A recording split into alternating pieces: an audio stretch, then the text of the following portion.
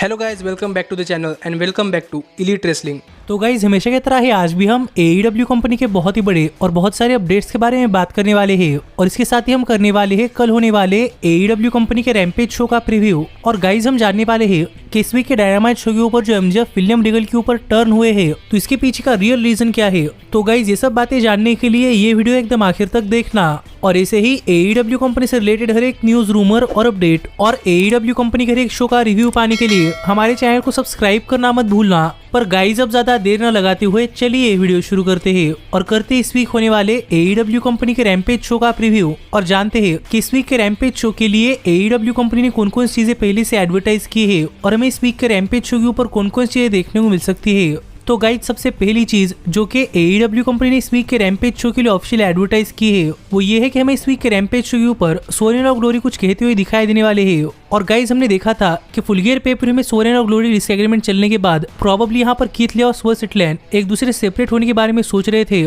पर पता नहीं कैमरा के पीछे इन दोनों के बीच में क्या बातें हुई है। इसीलिए गाइज देखना पड़ेगा कि जब इस वीक के डायनामाइट शो के ऊपर आकर कीथ ली और स्वर सिटलैंड बात करते हैं तो यहाँ पर कीथ ले और स्वर सिटलैंड क्या कहते हैं। क्या वो अपनी टैग टीम आगे भी कंटिन्यू करने वाले हैं या फिर कीथ ले और स्वर सिटलैंड इसके बाद अपनी टैग टीम डिसबैंड करने वाले हैं। पर गाइज मुझे ऐसा लग रहा है कि यहाँ पर कीथ ले और स्वर सिटलैंड को एक सिंगल सन के ऊपर जाना चाहिए, जिसके बारे में आपका क्या कहना है आप मुझे कमेंट कर बताइए। लेकिन गाइज इसके बाद जो अगली चीज जो कि AEW कंपनी ने इस वीक के रैम्पेज शो के लिए ऑफिशियल एडवर्टाइज की है वो ये है कि हमें इस वीक के रैम्पेज शो के ऊपर अथेना एक्शन के अंदर देखने को मिलने वाली है। और फिर एक बार यहाँ पर AEW कंपनी ने अथेना का अपोनेंट रिवील नहीं किया, इसलिए यहाँ पर मुझे ऐसा लग रहा है कि अथेना का अपोनेंट कोई एक नॉर्मल सुपरस्टार या फिर एक लोकल टैलेंट हो सकता है जिसे कि अथेना एक मैच के अंदर काफी आसानी से हरा दे सकती है। पर गाइज इसके बाद जो अगली चीज जो कि AEW कंपनी ने इस वीक के रैम्पेज शो के लिए ऑफिशियली एडवर्टाइज की है वो ये है कि हमें इस वीक के रैम्पेज शो के ऊपर डार्बी एलन कोल कार्टर को एक 1-on-1 मैच के अंदर फेस करते हुए दिखाई देने वाले हैं। और अगर यहाँ पर हम बात करें इस मैच की बैक स्टोरी की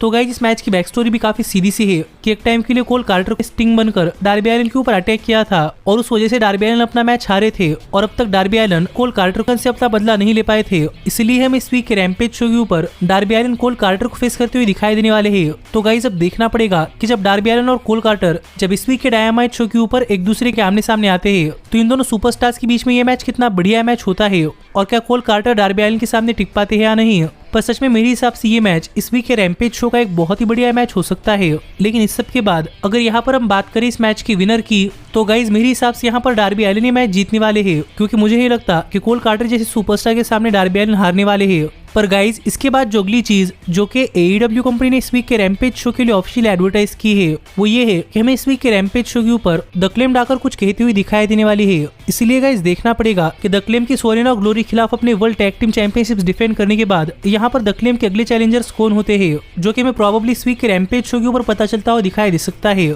लेकिन गाइज इसके बाद जो अगली चीज जो कि AEW कंपनी ने इस वीक के रैम्पेज शो के लिए ऑफिशियल एडवर्टाइज की है वो ये है कि हमें इस वीक के रैम्पेज शो के ऊपर जे लिथल और जेफ जैरेट मिलकर प्राइवेट पार्टी को फेस करते हुए दिखाई देने वाले हैं। और अगर यहाँ पर हम बात करें इस मैच के बैक स्टोरी की तो गाइस सरप्राइजिंगली इस मैच के लिए कोई बैक स्टोरी नहीं है और AEW कंपनी ने एकदम रैंडमली इस वीक के रैम्पेज शो के लिए मैच ऑफिशियली बुक कर दिया है, जहाँ पर देखना पड़ेगा कि जब इस वीक के रैम्पेज शो के ऊपर फिर एक बार जेफ जैरेट और जे लिथल मिलकर प्राइवेट पार्टी जैसी young and upcoming tag team खिलाफ जब एक मैच देते हैं तो ये मैच कितना बढ़िया मैच होता है। और क्या यहाँ पर जेफ जैरेट और जे लिथल मिलकर प्राइवेट पार्टी जैसे एजाइल टैग टीम के सामने टिक पाते हैं या नहीं। लेकिन गाइज इस सब के बाद अगर यहाँ पर हम बात करें इस मैच की विनर की तो गाइज मेरे हिसाब से यहाँ पर जे लिथल और जेफ जैरेट मैच जीतने वाले हैं और वो ये मैच जीत कर प्रूव कर देंगे कि वो भी इस टैग टीम डिवीजन के अंदर एग्जिस्ट करते हैं। पर गाइज इसके बाद जो अगली चीज जो कि AEW कंपनी ने इस वीक के रैम्पेज शो के लिए ऑफिशियल एडवर्टाइज की है वो ये है कि हमें इस वीक के रैम्पेज शो के ऊपर सरया रेने पैकेट के साथ बैठकर एक सिट डाउन इंटरव्यू करती हुई दिखाई देने वाली है। और गाइज सरया का AEW कंपनी के अंदर डेब्यू मैच तो हो चुका है, इसलिए अब देखना पड़ेगा कि इस इंटरव्यू के अंदर सरया अपने फ्यूचर अपोनेंट के बारे में क्या कहती है और सरया का नेक्स्ट अपोनेंट कौन होता है। पर गाइज इसके बाद जो अगला और आखिरी मैच जो कि AEW कंपनी ने इस वीक के रैम्पेज शो के लिए ऑफिशियल एडवर्टाइज किया है वो ये है कि हमें इस वीक के रैम्पेज शो के ऊपर ऑरेंज कैसिडी अपनी ऑल अटलांटिक चैंपियनशिप एक लंबर जैक मैच के अंदर क्यूटी मार्शल के खिलाफ डिफेंड करते हुए दिखाई देने वाले हैं। और अगर यहाँ पर हम बात करें इस मैच की बैक स्टोरी की, तो गाइस इस मैच के लिए भी सीधी सी बैक स्टोरी है कि आजकल ऑरेंज कैसिडी किसी के भी खिलाफ कौन सी भी स्टिपुलेशन के अंदर अपनी ऑल अटलांटिक चैंपियनशिप डिफेंड करने के लिए मान रहे हैं, और इसी चीज का फायदा उठाकर क्यूटी मास्टर ने ऑरेंज कैसिडी को एक लंबरजैक मैच के लिए चैलेंज किया था, और वो भी ऑल अटलांटिक चैंपियनशिप के लिए, और कैसिडी ने फिर एक बार चैलेंज एक्सेप्ट कर लिया है। और इसीलिए हमें इस वीक के रैम्पेज शो के ऊपर ऑरेंज कैसिडी और क्यूटी मार्शल इनके बीच में ऑल अटलांटिक चैंपियनशिप के लिए एक लंबरजैक मैच देखने को मिलने वाला है, जो मैच मेरे हिसाब से इस वीक के रैम्पेज शो का एक बहुत ही बढ़िया मैच हो सकता है। और गाइस ये एक लंबरजैक मैच है जिस मैच के अंदर ऑरेंज कैसिडी भी इन्वॉल्व है, इसलिए मेरे हिसाब से ये मैच एक बहुत ही कॉमेडिक मैच हो सकता है, जो मैच देखने के लिए सच में काफी मजा आएगा। लेकिन इस सब के बाद अगर यहाँ पर हम बात करें इस मैच के विनर की, तो गाइस मेरे हिसाब से यहाँ पर ऑरेंज कैसिडी ये मैच जीतने वाले हैं, और कैसिडी ये मैच जीतकर स्टिल रहने वाले हैं ऑल अटलांटिक चैंपियन। और इतनी चीजें हैं जो कि हाल फिलहाल में AEW कंपनी ने इस वीक के रैम्पेज शो के लिए ऑफिशियल एडवर्टाइज की है। लेकिन इस सब के अलावा अगर इस वीक के रैम्पेज शो के ऊपर कुछ होता है तो वो क्या है, ये आपको कल सुबह हमारे चैनल के ऊपर रैम्पेज शो के रिव्यू वीडियो के अंदर पता चल जाएगा। जो वीडियो अगर आप मिस नहीं करना चाहते तो हमारे चैनल को सब्सक्राइब कर नोटिफिकेशन बेल ऑल पर सेट करना मत भूलना। लेकिन गाइज अब हम आगे बढ़ते हैं और बात करते हैं हमारे अपडेट्स की, और जानते हैं कि इस वीक के डायनामाइट शो के ऊपर जो MJF ने अपने सेगमेंट के अंदर MJF जो विलियम रीगल के ऊपर टर्न हुए थे, तो इसके पीछे की मेन वजह क्या है। तो गाइज अगर आपने हमारे चैनल के ऊपर इस हफ्ते के डायनामाइट शो का रिव्यू वीडियो देखा है तो आपको पता होगा कि इस हफ्ते के डायनामाइट शो के ऊपर सरप्राइजिंगली MJF विलियम रीगल के ऊपर टर्न हो गए थे, जबकि विलियम रीगल ने फर्स्ट प्लेस में MJF को वर्ल्ड चैंपियनशिप जीतने के लिए मदद की थी। और ये चीज देखकर सभी लोग काफी शॉक थे कि MJF विलियम रीगल के ऊपर टर्न हो गए हैं। लेकिन गाइज इस सब के बाद फाइनली यहाँ पर विलियम रीगल और MJF की सिचुएशन के ऊपर थोड़े फार अपडेट सामने आ रहे हैं, और शायद हमें इस बात का अंदाजा लग चुका है कि गाइज इस सब के पीछे की मेन वजह क्या थी। और गाइज अगर आपने हमारे चैनल के ऊपर रेगुलर अपडेट्स फॉलो करते हुए ये वीडियो देखी है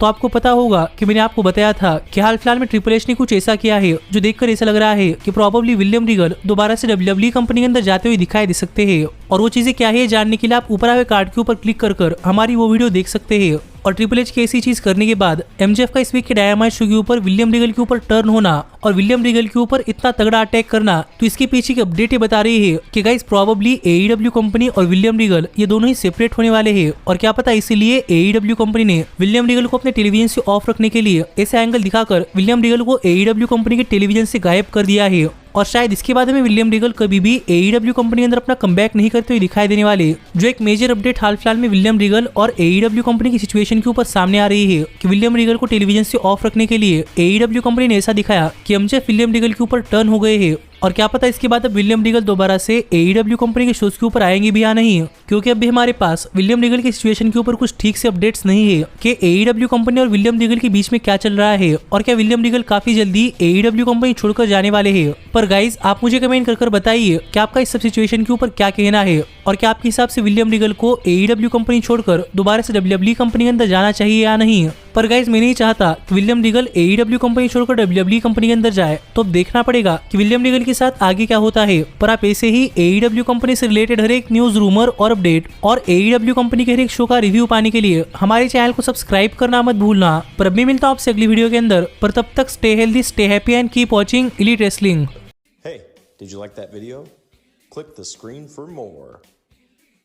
And where do you think you're going? Check out our official merchandise page and to support the entire cast. And thanks so much for being the elite. The elite, the elite. What, Nick, you're not going to sing it all with me this time?